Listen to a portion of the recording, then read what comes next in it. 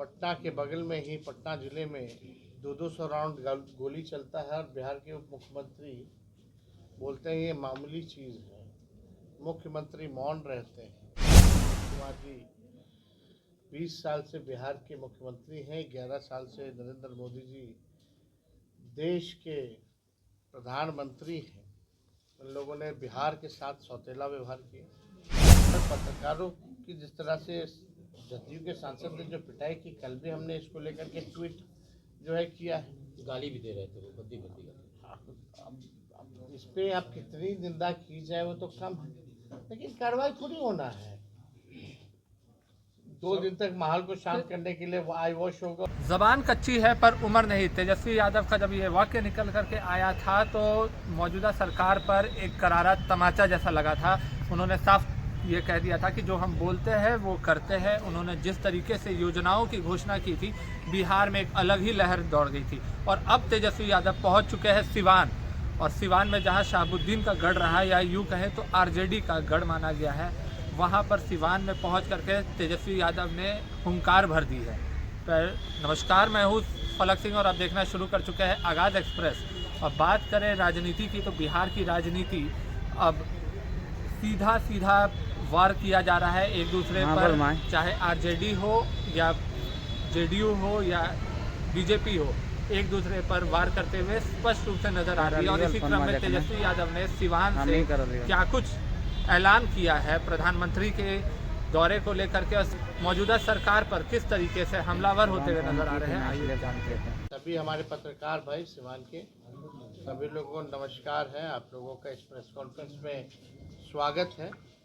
और आज का कार्यक्रम हम लोगों का जो है, उस कार्यक्रम का नाम जो है कार्यकर्ता दर्शन सह संवाद कार्यक्रम है, जो कि बिहार के हर एक जिले में और जन जन तक हम लोग और कैसे पहुंचाएं, विस्तार कैसे करें, और वहां लोगों से संवाद करने के बाद जो कमी बेसी रहती है उस फीडबैक के अनुसार हम लोग काम कर रहे हैं उस जिले का।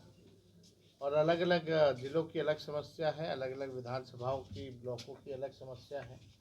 तो एक बार जब पंचायत लेवल की जब हमारे वर्कर जब मुलाकात होती है, संवाद होता है, तो लोकल इश्यूज जो होते हैं उससे भी वो लोग जो है हम लोगों को अवगत कराने का काम करते हैं। तो ये कार्यक्रम के तहत हम लोग आज सिवान पहुँचे हैं। और आप लोग सब लोग जान रहे हैं कि मौजूदा जो सरकार जो एनडीए की है, नीतीश कुमार जी 20 साल से बिहार के मुख्यमंत्री हैं, 11 साल से नरेंद्र मोदी जी देश के प्रधानमंत्री हैं। उन लोगों ने बिहार के साथ सौतेला व्यवहार किया। बिहार में पूरी तरीके से अराजकता का माहौल फैला हुआ है। हर दिन जो है गोलियां चल रही हैं, मर्डर हो रहा है। पटना के बगल में ही पटना जिले में 200 राउंड गोली चलता है और बिहार के उप मुख्यमंत्री बोलते हैं ये मामूली चीज़ है। मुख्यमंत्री मौन रहते हैं। यहाँ लॉ एंड ऑर्डर का क्रिमिनल डिसऑर्डर हो चुका है पूरी तरीके से बिहार में। लगातार आपराधिक घटनाएं जो हैं बढ़ रही हैं। भ्रष्टाचार के मामले जो है वो सामने आ रहे हैं। तो ये एक डबल इंजन की सरकार जो है, एक इंजन भ्रष्टाचार में है, दूसरा इंजन अपराध में लगा हुआ है। और विकास के काम जो है पूरी तरीके से बिहार जो है, नीति आयोग की रिपोर्ट में अगर आप देखिएगा या एडीआर रिपोर्ट में अगर आप देखिएगा, नीति आयोग की रिपोर्ट में साफ तौर पे ये हुआ है कि बिहार में सबसे ज़्यादा गरीबी, सबसे ज़्यादा पलायन, सबसे ज़्यादा बेरोजगारी है। तो 20 साल जिनको मौका मिला राज्य में, केंद्र में 11 साल, अब तक बिहार के लिए इन्होंने कुछ नहीं किया। अभी भी नीति आयोग की रिपोर्ट में बिहार सबसे फिसड्डी राज्यों में गिनी जा रही है। अब वक्त आया है कि जनता के सामने हम लोग एक मजबूत विकल्प पेश करें। और हम लोग जो घूम रहे हैं, तो घूमने का जो फीडबैक के अनुसार इसलिए हम लोगों ने तय किया है कि अगर हम लोगों की सरकार बनती है तो माई बहन मान योजना हम लोग लाएंगे। सरकार बनने के 1 महीने के भीतर हम लोग इस योजना को लागू करेंगे और माताएं बहनों के खाते में डायरेक्ट 2500 रुपये हम लोग देने का काम करेंगे, क्योंकि इस कार्यक्रम के तहत हम महिला संवाद भी कर रहे हैं और महिलाओं से संवाद करने पर ये मालूम पड़ता है उनकी जो सबसे बड़ी समस्या है वो महंगाई है। घर चलाना मुश्किल है, घर में कोई बीमार पड़ जाए तो घर का खर्च बिगड़ जाता है, कुछ बचत नहीं हो पाता है। तो इसलिए ये योजना माताओं बहनों के लिए हम लोग लाएंगे और ग्राउंड में जाने पे पता चलता है कि भाई यहाँ से स्मार्ट मीटर से लोग परेशान हैं और बिहार का बिजली सबसे देश में महंगा है। इसलिए हम लोगों ने तय किया कि 200 यूनिट फ्री में बिजली हम लोग जो है हर घर उपलब्ध कराने का काम करेंगे। तीसरा जो सामाजिक सुरक्षा पेंशन है, जो वृद्धा पेंशन है या विधवा पेंशन है या दिव्यांगों का पेंशन है, वो मात्र 400 रुपये है। तो उस 400 रुपये को बढ़ा करके हम लोग आने वाले समय में सरकार बनेगी हम लोग 1500 रुपये हम लोग करेंगे। हम लोगों के 17 महीने में जो हम लोगों ने काम किया, ऐसे ऐसे काम किए जो देश में अब तक नहीं हुआ, किसी ने नहीं किया। चाहे 5 लाख नौकरी का हो, जाति आधारित गणना का हो, या 65% हम लोगों ने आरक्षण बढ़ाने का काम किया। 20 साल 18 साल से जो लोग सरकार में थे भाजपा जदयू, उनको ये नहीं पता था कि स्पोर्ट्स पॉलिसी भी बनानी है, IT पॉलिसी भी बनानी है, टूरिज्म पॉलिसी भी बनानी है। इस काम को हम लोगों ने किया। 4.5 लाख नियोजित शिक्षकों को राजकीय कर्मी का दर्जा हम लोगों ने दिया।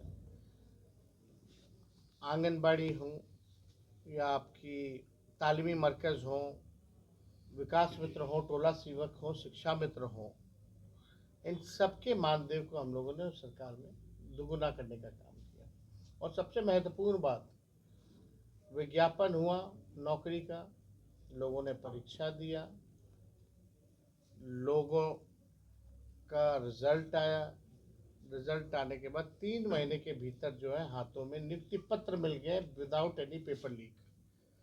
आज की मौजूदा सरकार देख लीजिए, हम लोग जब सरकार में थे तो कोई पेपर लीक नहीं था, लेकिन हम लोगों से पहले जब भी ये रहे सरकार में, चाहे मैट्रिक का परीक्षा हो या BPSC का परीक्षा हो, बिना पेपर लीक हुए कोई काम जो है अब तक नहीं। और उससे बड़ी बात कि अब तक जो बड़ी मछलियां हैं उन पे कोई कार्रवाई नहीं की गई कि भाई मैट्रिक से लेकर के BPSC के परीक्षा तक पेपर लीक हो रहा है। कौन से अधिकारी पे कार्रवाई हुई, कौन से आप जो इसमें जो माफिया लोग हैं मिले हुए हैं उन पे क्या कार्रवाई हुई, आप ज़रा बताने का काम करें। तो कहीं भी ये सरकार में सुनवाई कार्रवाई नहीं हो रही। मुख्यमंत्री यात्रा पे हैं, आप लोगों ने बहुत करीब से उनको देखा होगा, उनकी यात्रा को। कोई जनता से संवाद नहीं है, घेर दिया जाता है। जो अधिकारी दिखाना चाहते हैं वही देखते, जो जनता दिखाना चाहती है वो नहीं देखते। यानी असली रियलिटी जो है वो नहीं दिखा रहे। और इस यात्रा पे कितना खर्च हो रहा है? 2 अरब 25 करोड़ 78 लाख रुपए। आप कहते हो बिहार गरीब है, तो 2 अरब 25 करोड़ 78 लाख कहाँ खर्च हो रहा है? ये पूरी तरीके से आई वॉश किया जा रहा है। अधिकारियों का लूट का छूट का यात्रा है। कहीं मुख्यमंत्री जाते हैं, टेम्परेरी गार्ड देता है, सजा देता है। तो जिस तरीके से भागलपुर के MP ने पिटाई किया है, मुख्यमंत्री के ही कार्यक्रम में गए हुए थे भागलपुर में प्रवेश करने के लिए, इस पे आपकी क्या प्रतिक्रिया हो सकती है? सरकारी पक्ष या सत्ता में जो लोग बैठे हैं इस पे चुप्पी साधे। अगर हम लोगों का सरकार होता तो ये आज नेशनल मीडिया में गूंज रहा होता कि बिहार में जंगल राज है, बिहार में फल्ला राज है, चिल्ला राज है, लोग निकल नहीं पाते। तो आप स्थिति देख सकते हैं हकीकत में क्या है। पटना में जिला में अगर 200 राउंड गोलियां चलती हैं और जो अपराधियों खुल के इंटरव्यू देते हैं कि हमने चलाई हैं और चलाने की ज़रूरत पड़ेगी तो भी कार्रवाई नहीं हो पाती है। तो आप समझ सकते हैं कि लॉ एंड ऑर्डर की क्या स्थिति है। और पत्रकारों की जिस तरह से जदयू के सांसद ने जो पिटाई की, कल भी हमने इसको लेकर के ट्वीट जो है किया है। गाली भी दे रहे थे वो, बद्दी बद्दी। अब इस पे आप कितनी निंदा की जाए वो तो कम है, लेकिन कार्रवाई थोड़ी होना है। 2 दिन तक माहौल को शांत करने के लिए आई वॉश होगा, उसके बाद जो है सब। प्रयागराज में जो हादसा हुई है किसे जिम्मेवारी लेनी चाहिए उसकी? देखिए, तो कोई भी हो तो प्रशासन की तो जिम्मेवारी होती ही है ना भाई, कोई चीज़ की भगदड़ की।